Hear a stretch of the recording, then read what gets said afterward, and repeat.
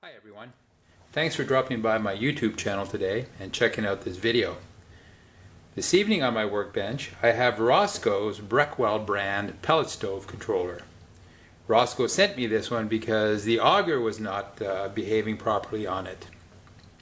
Certainly when he had it in manual mode the auger would drive correctly, but in automatic mode it was giving him some issues that were a little uncommon, I'll say.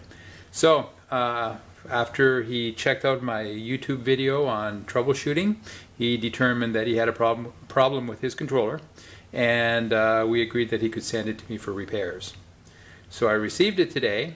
I've checked it out. I found the problem on the circuit board, and I've made the necessary repairs to get it back fully functional again.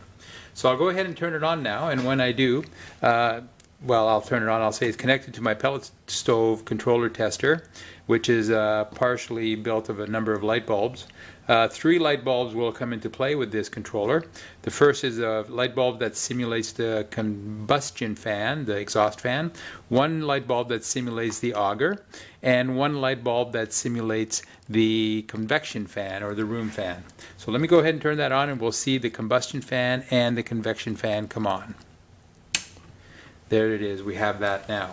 So the exhaust fan is blowing and the room fan is blowing. The room fan is blowing because of the way that I have my tester connected.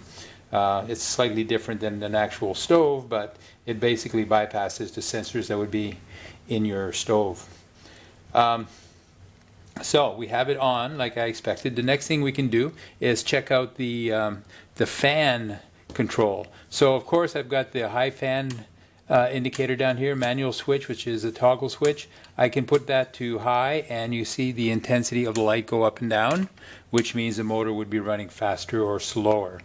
The other fan test that we can do right now is the low BCD positions, and as I rotate through those we'll see the intensity of the convection fan indicator go brighter. So B, C, D.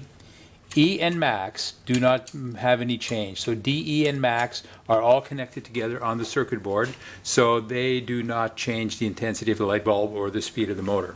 But as we can see, C, B, and low do. D, E, and max have an effect on the auger speed, which we'll look at shortly, but they do not on the convection room fan. So I'll go ahead and say that for now, all of the manual features of this controller are functioning correctly. I'll go ahead and put it in automatic mode, and I'll do that by pressing on the auger button, and when I do, I expect the green light up here to come on. There, we see the green light on now, so we're in automatic mode.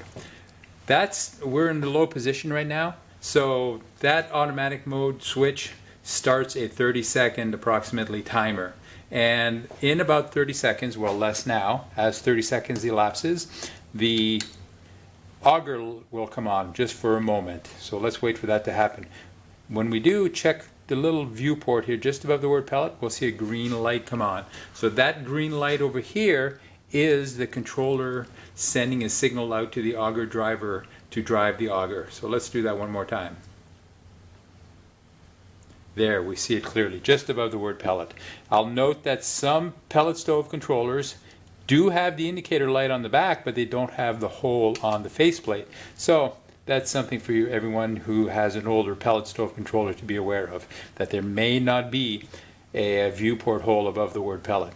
So the last thing that we can do here is we'll go to the max position on the switch, and what that will do, of course, we already saw that will increase the intensity of the convection room fan, but it will also change the duty cycle of the auger. So we noted that the auger was coming on for a short period of time with about approximately a 20-25 second gap between the on events. So now that we're at max, the light will be on for a longer period of time, which means that the auger is driving more pellets into the fire pot, causing the fire to roar more. And at the same time, the duration of the off period, where it's not driving pellets, is shorter. So we're going to drive pellets for a longer period of time, and more often. So as you notice there. So that is a synopsis of everything.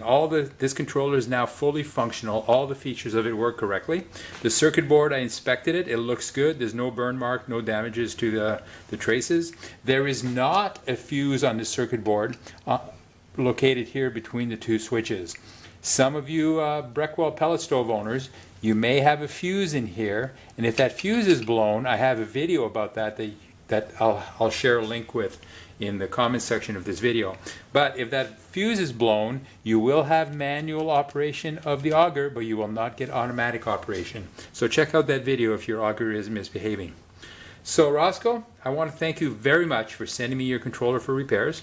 I appreciate that very much. I'll be returning that to you shortly.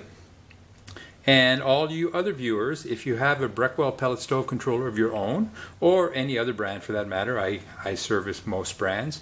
If you have one that you have problems with, feel free to leave comments in the comment section of this video, or contact me. My contact information will be also in the video description down below. And let me know what issues you're having, and we'll see if together we can work them out. So thanks again for watching, everybody. I appreciate it. I hope that you please give this video a thumbs up, and I hope that you'll subscribe to my channel. That's always pleasing for me. Thanks, everyone. Bye-bye.